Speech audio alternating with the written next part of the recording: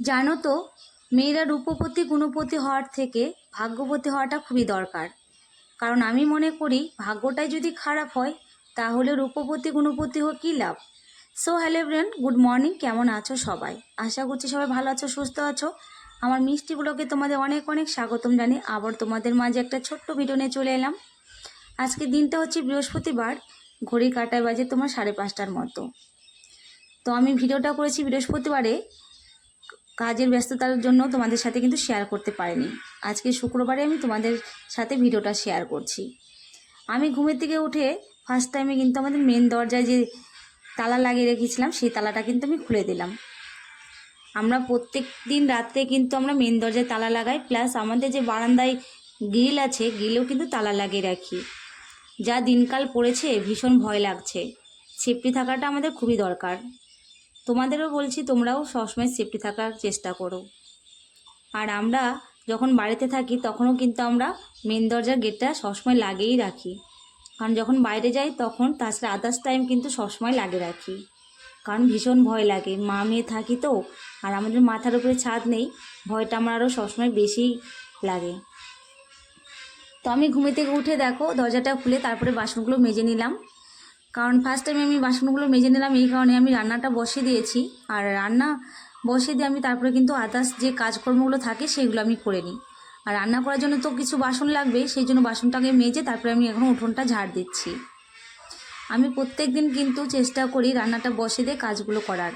কারণ যেদিন আমার সিম্পল রান্না থাকে, ডাল বা সিদ্ধ ভাত, সেদিন কিন্তু আমি রান্নাটা বসিয়ে দিই, উঠান ঝাড় দিই বা তোমার ঘর ঝাড় দিই, তারপরে তোমার উঠানের সামনে বারান্দার সামনে জল দিই। এই সমস্ত কাজগুলো কিন্তু আমি পরেই করি।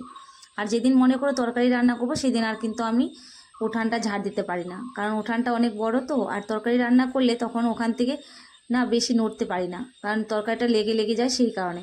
তবুও আমি চেষ্টা করি মানে যেগুলো ছোট ছোট কাজ আছে সেগুলো করার জন্য। আর আমি দেখো এখন তোমাদের সাথে কথা বলতে বলতে উঠানটাও কিন্তু আমি ঝাড় দিয়ে নিলাম। আর বৃষ্টি হচ্ছে আমাদের এখান দিয়ে 2-3 দিন ধরে, একভাবে নিম্নচাপের মতো মানে পড়েই যাচ্ছে, মানে থামার কোনো নাম নেই। একদম যে মুষলধারে পড়ছে সেরকমটা না, কিন্তু ঝিরঝির করে পড়েই যাচ্ছে। কয়েকদিন থেকে আমাদের এখানে বৃষ্টি হচ্ছে না। তো আমার বৃষ্টি হওয়ার কারণে কিন্তু অনেকটাই কষ্ট হয় কাজ করতে, আর অনেকটাই সময় লেগে যায়। এক হিসেবে কিন্তু দেখো আমার ভালোই লাগছে, বেশ ঠান্ডা ঠান্ডা ওয়েদার হয়েছে। আমার কাজ করতে মানে অনেকটাই আরামদায়ক হয়। কারণ আমি যে কাজে যাই আর কাজে থেকে আসি খুবই না আমি অস্থিরতা হয়ে বাড়িতে এসে পড়ি। এই প্রচণ্ড রৌদ্র গরমে খুবই অস্থির আর ক্লান্ত লাগে। আর যে ওয়েদারটা ঠান্ডা ঠান্ডা হয়েছে, বৃষ্টি হচ্ছে, বেশ একটু ভালোই লাগছে।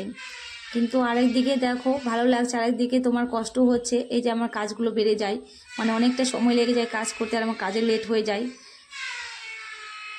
যদিও বা আমি অনেক সকালে উঠি, যেদিন বৃষ্টি হয় সেদিন আমি অনেক সকালেই উঠি, মানে উঠে কাজকর্মগুলো করার চেষ্টা করি, মানে ওই টাইমের মধ্যে যেন আমার কাজগুলো হয়ে যায় সেই জন্য। তো আমি দেখো উঠানটা ঝাড় দিয়ে তারপরে ঘরের সামনে জল দিয়ে নিচ্ছি, কারণ বৃষ্টি হলে না আমাদের ঘরের সামনেটাও একদম মানে কি বলবো বালু বালু হয়ে যায়। আর আমি সেই জন্য ওই জায়গাটা মুছে নিচ্ছি। আর আমি এই বারান্দাটা তো গোটাটাই মুছেছি, কিন্তু আজকে বৃহস্পতিবার সেই জন্য কিন্তু আমি গোটা বাড়িটাই মুছবো। তো তোমাদের এই ভিডিও সাথে আমি তোমাদের ওই গোটা বাড়িটা মোছানো শেয়ার করতে পারলাম না, পরে ভিডিওতে তোমাদের সাথে আমি শেয়ার করব, কারণ ভিডিওটা অনেক বড় হয়ে যাবে সেই জন্য আমি দিলাম না। তো বন্ধুরা আজকে ভিডিওটা এখানেই রাখছি, সবাই সুস্থ থেকো, ভালো থেকো।